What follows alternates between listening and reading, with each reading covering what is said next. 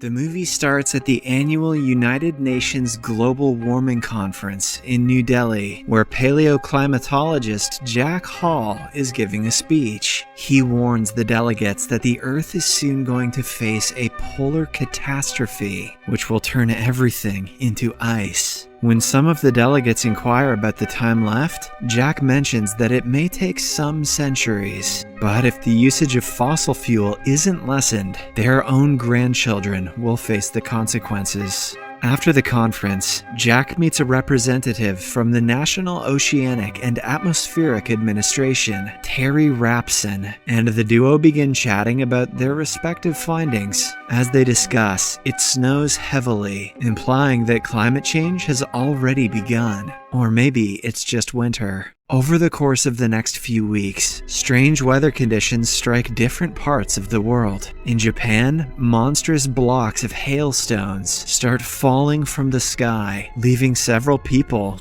dead. Such hailstones are the largest that have ever been recorded in history. Meanwhile, at Terry Rapson's monitoring station in Scotland, the computers reveal that parts of the ocean are suffering massive drops in temperature. The drops are so sudden and mysterious that the communication signals placed there have frozen instantly. Elsewhere, at the International Space Station, astronauts notice gigantic storms brewing up in the Earth's troposphere. In the next scene, we are taken to Washington, D.C., where Jack is dropping his son Sam at the airport. Sam is a genius student who has been invited to participate in a decathlon in New York. Though his father is a well-known man, Sam appears to be angry with him, as Jack has always been absent from his life due to his busy work schedule. Nonetheless, he assures Sam that once he retires, he will have all the time in the world for his family, unless they're all dead.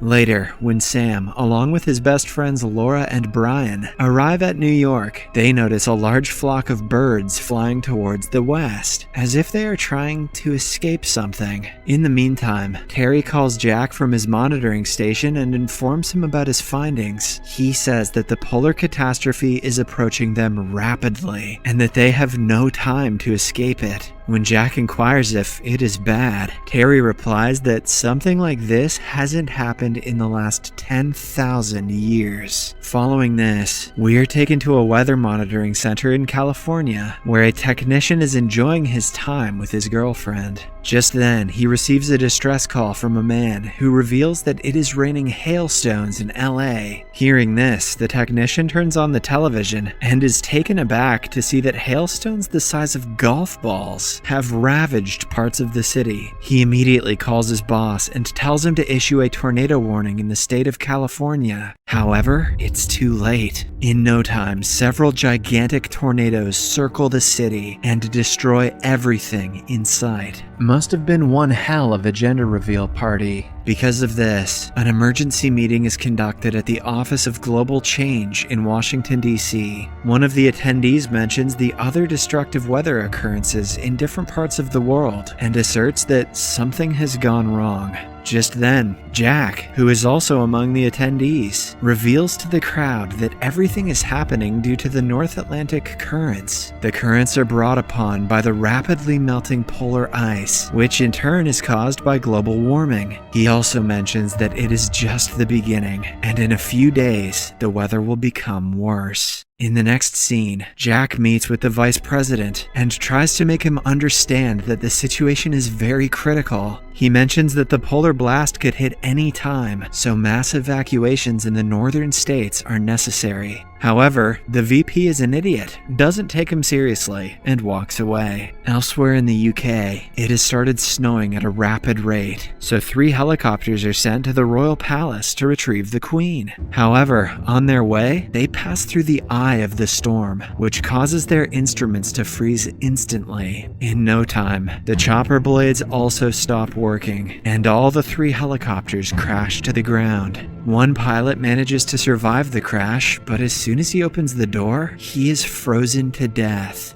Back to Manhattan, Sam and his friends try to get back to DC, but all the transport services have been derailed by the heavy downpour. Desperate to get out of the city, the trio walk to the streets, only to find the city in utter chaos. Just then, a massive tsunami appears out of nowhere and begins sweeping the place. The skyscrapers and even the Statue of Liberty is engulfed as if they are nothing. Sam and his group see the impending danger and rush to the National Library Hall for safety. Sadly, thousands of not-so-lucky people are washed away and killed. Later, Terry calls Jack and informs him about the freezing air over Europe, which brought down the helicopters. This alarms Jack, and after a bit of research, he finds out that the storm is approaching the US sooner than expected. In fact, they only have 48 hours before everything freezes over. Following this, he opens the weather prediction, which shows that 3 colossal weather systems are forming in different parts of the world. They are getting larger by the day, and in Europe, the polar state has already begun. Meanwhile, Sam desperately searches for a telephone in the library, as the place does not have any mobile phone reception. After a while, he descends to another floor and finds a telephone, which is almost submerged in the water. Desperate to call his parents, he swims to the place and finally makes a call. Jack is delighted to find that his son is alive and starts giving him instructions. "Put on some water wingies and don't die, son." He tells Sam that he must stay indoors and wait for the storm to pass. If he ventures outside, he is going to freeze to death instantly. Hearing this, Sam becomes worried, but Jack consoles him by saying that he will come to rescue him soon.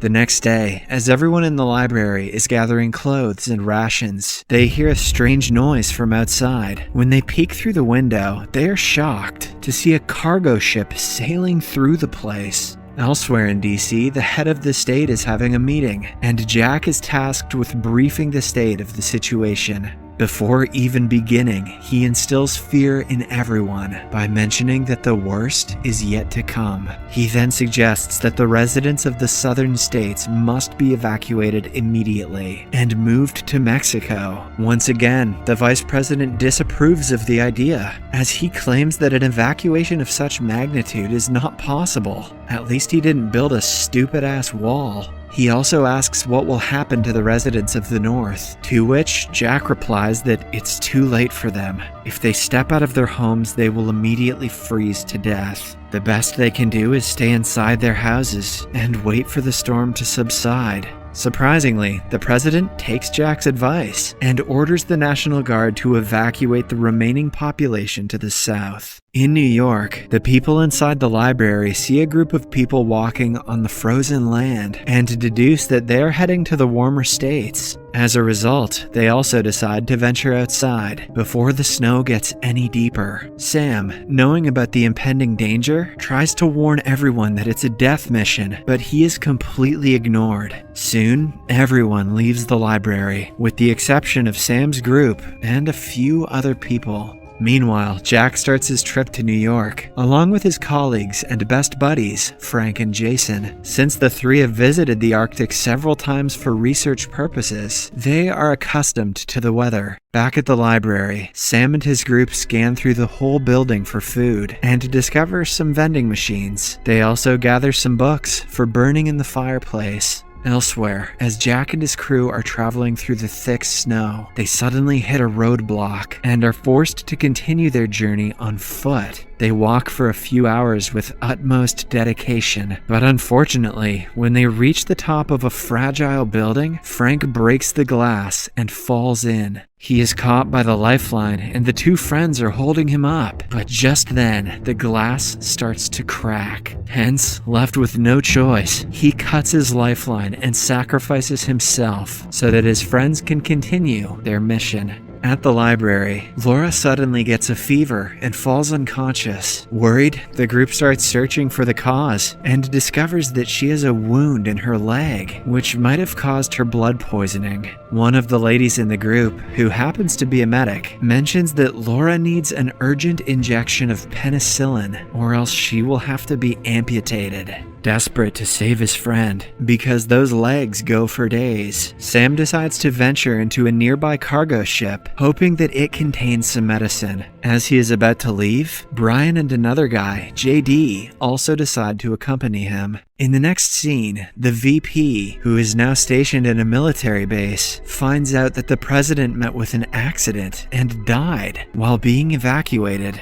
To make matters worse, the researchers also find out that the eye of the storm has shifted its course to New York City. Elsewhere, Jack and Jason are slowly moving towards their destination, but sadly, Jason collapses due to exhaustion. As a result, Jack is forced to carry his friend. At the library, the trio finally heads out and makes their way to the cargo ship. However, along the way, their scent is caught by a pack of hungry wolves who have broken out from the nearby zoo. We just met JD, so he's dead for sure. Sam, Brian, and JD enter the cargo ship's kitchen and find some penicillin. They then look around the place for more supplies, but suddenly, they're attacked by the pack of wolves. Sam and Brian manage to escape to another room, but JD is severely bitten, I knew it. Still, they manage to save him from the hungry beasts. As the three brainstorm different ideas to escape the situation, Sam looks outside and sees the skies clearing. He then realizes that the eye of the storm is nearing them and that they don't have enough time left. Hence, he puts himself in harm's way and makes his way outside to lure the wolves away from the kitchen. He then runs through the abandoned ship, narrowly escaping the wolves. After a while, he catches up with his friends, but by this time, JD is unable to stand. Hence, Sam and Brian bring a sledge and drag their friend to the library. On the other hand, as Jack is dragging Jason through the thick snow, he also notices the eye approaching at a rapid speed. Wasting no time, he starts rummaging through the snow for any houses. Fortunately, he finds an open vent and throws Jason inside before getting in himself. As soon as he closes the door, the frost attacks the place and freezes everything that it touches.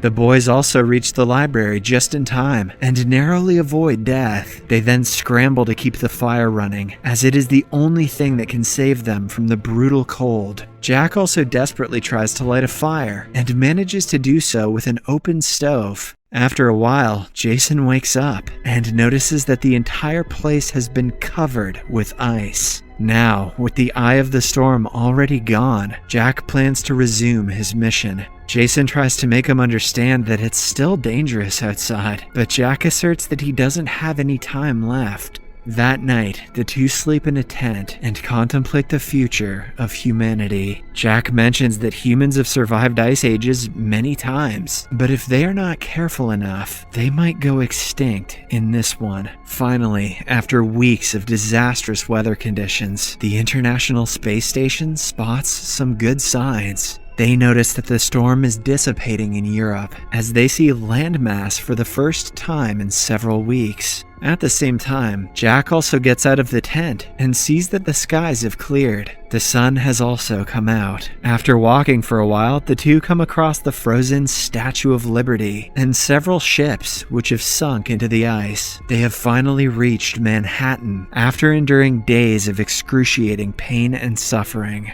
However, when they reach the exact location of the library, with the help of a GPS, they are devastated to learn that it has been completely swallowed by ice. With all hope now gone, the two prepare to leave, but just then, they notice a small opening in the snow. Wasting no time, Jack enters the library through the opening, and Jason follows him closely. The two then begin looking for Sam, and fortunately, after a bit of looking around, find him. It turns out that Sam and his group are still alive because of the fire. With this, the father-son duo finally meet after weeks of separation amidst the terrifying weather conditions. Following this, the scene cuts to Mexico, where the new president is informed that there are survivors in New York. The news excites him, and he announces live on television that he will be initiating a major rescue operation to retrieve anyone who is stranded in the northern states. In the final scene of the movie, the choppers reach Manhattan, where several people are found to be alive. They have gathered on the rooftops, waiting to be rescued.